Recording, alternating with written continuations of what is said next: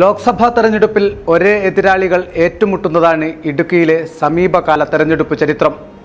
വിജയം മാറി മാറി തുണച്ചപ്പോൾ ഇടതു വലതു മുന്നണി സ്ഥാനാർത്ഥികൾക്ക് ഇത് മൂന്നാം ഊഴം.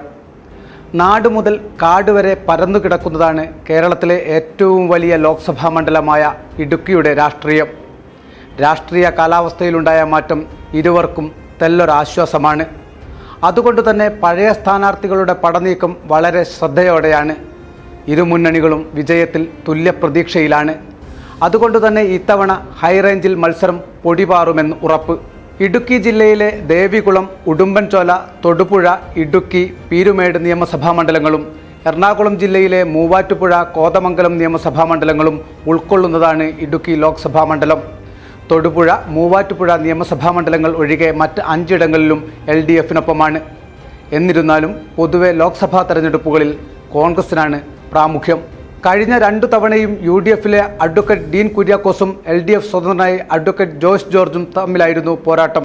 സ്വന്തം മണ്ണിൽ കാലുറപ്പിച്ചു നിൽക്കാനുള്ള സാധാരണക്കാരൻ്റെ ശബ്ദമാണ് പൊതുവായി തെരഞ്ഞെടുപ്പിൽ ചർച്ചയാകാറുള്ളത്. ഭൂപ്രശ്നം, പട്ടയം, കെട്ടിട നിർമ്മാണ നിരോധനം, വന്യജീവി സംഘർഷം മുതലായ വിഷയങ്ങൾ തന്നെയാണ് ഇത്തവണയും പ്രധാന ചർച്ച. മണ്ഡലത്തിലെ പരിചയർ തന്നെ പോരാടുമ്പോൾ ഇടുക്കി നിലനിർത്താനും തിരിച്ചുപിടിക്കാനുമുള്ള പോരാട്ടമാണ് ഇത്തവണ ഇരു മുന്നണികൾക്കും. കേരള കോൺഗ്രസ് മാണി വിഭാഗം ഇടതുപക്ഷത്തേക്ക് ചേക്കേറിയതാണ് CPMന്റെ പ്രതീക്ഷ.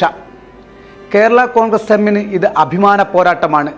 PJ ജോസഫിനാവട്ടെ ജോസ് പക്ഷം മുന്നണി മാറിയത് ഈ ഇടുക്കിയിൽ ഏശിയിട്ടില്ല എന്ന് തെളിയിക്കേണ്ട ബാധ്യതയും. ഈഴവർ കൂടുതലുള്ള മണ്ഡലം എന്ന നിലയിൽ BDJSും ഒരു ശക്തിയാണ്.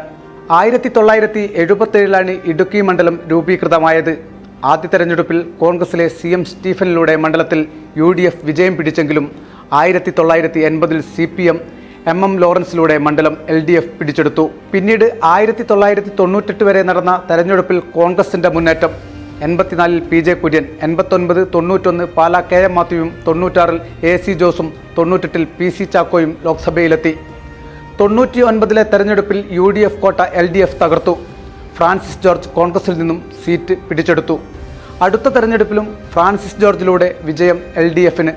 ഇടതുപക്ഷത്തിൻ്റെ ഹാട്രിക് വിജയത്തിന് തടയിട്ട് 2009 PT തോമസിലൂടെ UDF മണ്ഡലം തിരിച്ചുപിടിച്ചു.